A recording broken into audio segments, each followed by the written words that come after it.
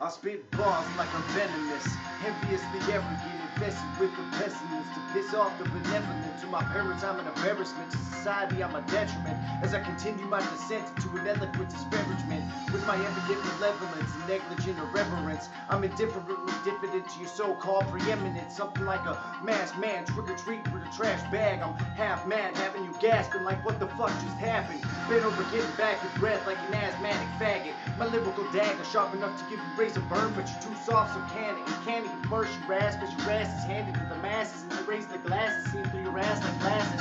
The glass is half empty as time passes fast, and don't tempt me. Relentless with my practice, and you just got gashes. I'm sick as rashes on ashes, the fattest bastards. Thick like molasses, my God is everlasting. Smoke ash and then pass it.